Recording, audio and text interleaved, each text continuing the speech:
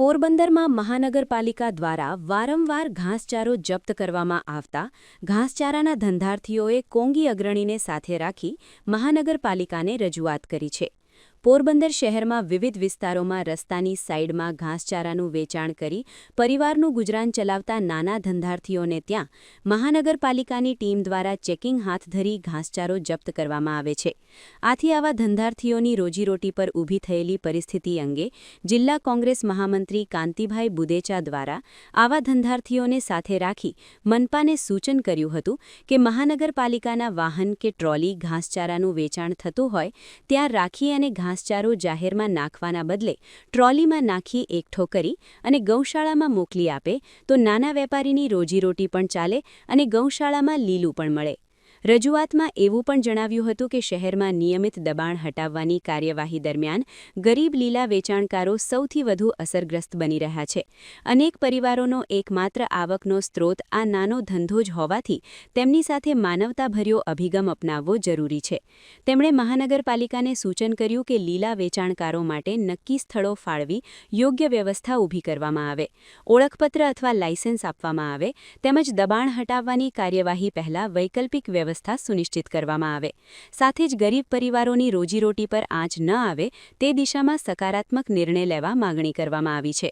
નિપુલ પોપટ. એમ આપની સંસ્થા ચાલતી હોય ગૌશાળામાં આપણા નગરપાલિકા સંચાલિત ગૌશાળામાં મોકલો તો ત્યાં પણ લાભ મળે અને આના બધા નાના બચ્ચાઓ જે એની માટે નભે છે એ પણ કોઈને ધંધાકીય ઉપયોગ બને છે.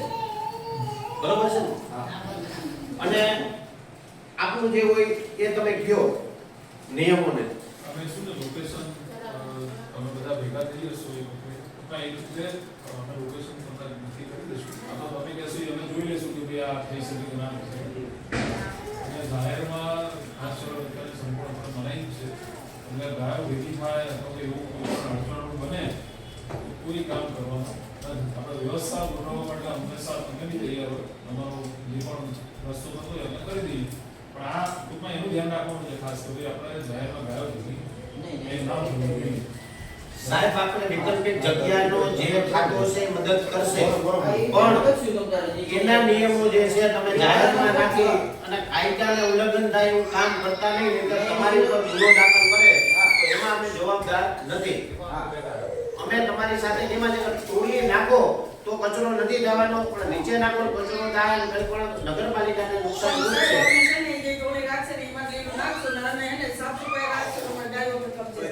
અમારી ગાયો તમારે પછીનો વિષય છે. અત્યારે તમારા ધંધાનો વિષય થાય પછીનો પ્રશ્ન એ બધું તમને બહાર સમજાય છે પણ તમે ત્યાં ટ્રોલી રાખો ગાયો લીલું આપે ટ્રોલી મારી નાખો ગાયો નહીં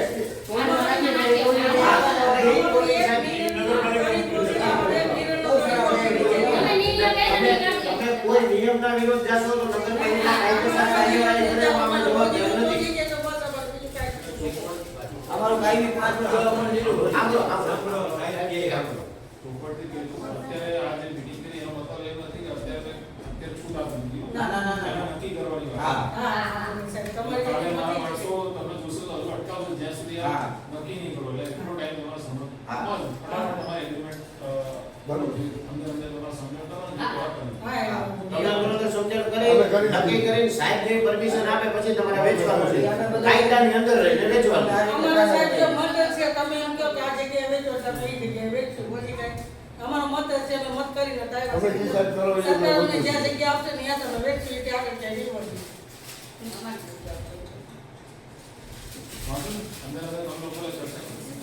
બરાબર ચર્ચા કરી લઈએ આપણે. ચાલો સાહેબ આ જરાક ભેગી તકે કામ થાય એવું બન્યું છે. ચાલો થેન્ક યુ.